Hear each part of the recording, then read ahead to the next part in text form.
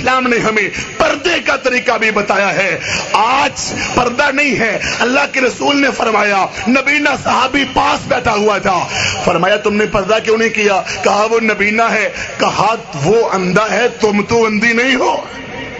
کیا ہو گیا ہمارے معاشرے کو؟ فلمیں, ڈرامے, گانے, گندی سیڈیز کی دکانیں, فحاشی پھیلائی جا رہی ہے, سینمے, تھیٹر, گندی فوٹو اخباروں میں آتی ہیں, بورڈ لگتے ہیں اور سجتے ہیں, اور اپنے گھروں میں فوٹو عورتوں کی لٹکا کے رکھتے ہیں, غیر محرم مردوں کو بلاتے ہیں. دیور سے پردہ نہیں ہوتا, رشتے داروں سے پردہ نہیں ہوتا, کزن سے پردہ نہیں ہوتا. یہ اسلام ہے؟ فحاشی آ گئی, عریانی آ گئی. لا تقربوا الزنا. زنا اچانک نہیں ہوتا. زنا سے پہلے نظر بازی ہوتی ہے, زنا سے پہلے آنکھ بازی ہوتی ہے, زنا سے پہلے گانے, زنا سے پہلے فلمیں, ڈرامے چلتے ہیں, زنا سے پہلے ملاقاتیں ہوتی ہیں. یہ موبائل کا گند آ گیا. دیکھو اکثر نوجوانوں کے موبائلوں میں کیا ہے, کتنے گندے گانے, کتنی گندی فلمیں, سارا کچھ موبائل میں ہوتا ہے. اس موبائل پہ غیر محرم لڑکیوں سے رابطے کرتے ہیں, ان کو لوڈ کرواتے ہیں. یہ اسلام ہے؟ میری بہن بیٹی کو کوئی اس طرح کرے میں برداشت کروں گا؟ لڑکیاں بھی شریعت کی دشمن, ماں باپ کو پتہ ہی نہیں, اپنی بیٹی کو موبائل لے کے دے دیا, بڑی محبت ہے اپنی بیٹی سے, اور وہ رابطے کرتی پھرتی ہے, کوئی کنٹرول نہیں, کوئی پتہ نہیں. اور اسی طرح لڑکا وہ بھی کرتا ہے رابطے, وہ بھی حرام کاریاں ہوتی ہیں. یہ کون سا اسلام ہے کہ لڑکیوں سے موبائلوں پہ رابطے کرنا؟ یہ کون سا اسلام ہے؟ فیس بک پہ, نیٹ پہ سارا گند دیکھنا. فحاشی ریانی کے دروازے ہم نے کھولے, پھر سارا گند ہوتا ہے, پھر گھروں میں گندگی آتی ہے, بدبو پھیلتی ہے, پھر لوگ اپنے ناک پہ ہاتھ رکھتے ہیں. اب کیا پچھتائے جب چڑیاں چگی کت. لم تظہر الفاحشہ. نہیں قوم کوئی فحاشی کرتی, اور وہ بھی اعلانیہ, کبھی چھپ کر, کبھی ڈر کر, کبھی دیواروں کے پیچھے, کبھی کمروں میں. اب چوک چراہے, دکانیں, مارکیٹیں, اب پارک میں تم نظریں چھپا لو, تم شرم سے مر جاؤ تو الگ بات ہے. یہ بے حیا, بے ایمان شیطان, یہ برائی سے باز نہیں آئیں گے. پارکوں میں ہوتا ہے, تحفظ ان کو ملتا ہے, ٹکٹیں وہ لیتے ہیں, سارا گند ہوتا ہے, سارے گندگی کے اڈے کھلے ہوتے ہیں, سارا گند پھیلایا جا رہا ہے. فرمایا کسی قوم کے اندر فحاشی آتی ہے, زناکاری آتی ہے, بے پردگی آتی ہے. عورت سے کہا گیا تھا نرم زبان میں بات بھی نہ کرے, پاؤں میں پزیب نہ پہنے, چوڑیاں پہن کے, پزیب پہن کے آوازیں عورتیں نکالتی ہیں. یہ کون سا اسلام ہے؟ ولا تبرجنا تبرج الجاہلیت الاولی. جاہلیت کی زیب و زینت کو اختیار نہ کرو.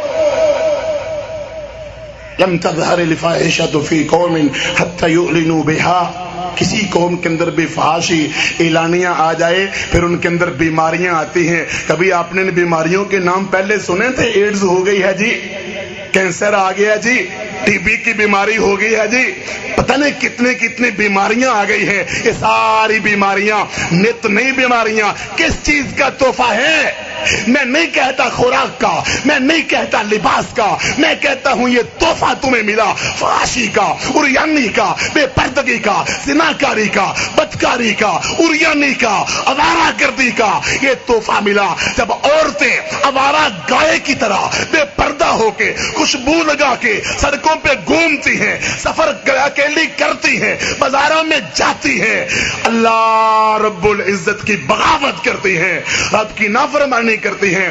فرمایا جب کوئی عورت گھر سے اکیلی نکلے, دوسرا ساتھ شیطان ہوتا ہے. مرد عورت اکیلے کھڑے ہوں, بیٹھے ہوں, غیر محرم, فرمایا تیسرا شیطان ہوتا ہے. یہ اللہ کے نبی اسلام کا فرمان ہے. اور بہنیں کہتی ہیں دل ہمارے صاف ہیں. کیا فاطمہ, کیا رقیہ, ام کلثوم, عائشہ, خدیجہ, نبی علیہ السلام کی بیویاں, ان کے دل صاف نہیں تھے؟ مدینے میں رہنے والی عورتوں کے دل صاف نہیں تھے؟ رب نے ان سے کہا یا ایھا النبی قل لازواجک وبناتک ونساء المؤمنین یدنین علیہن من جلابیبہن. اے میرے نبی, اپنی بیویوں کو, اپنی بیٹیوں کو اور عام عورتوں کو حکم دے دو پردے کا. پردہ چہرے کا نہیں تو ہے کس کا جی؟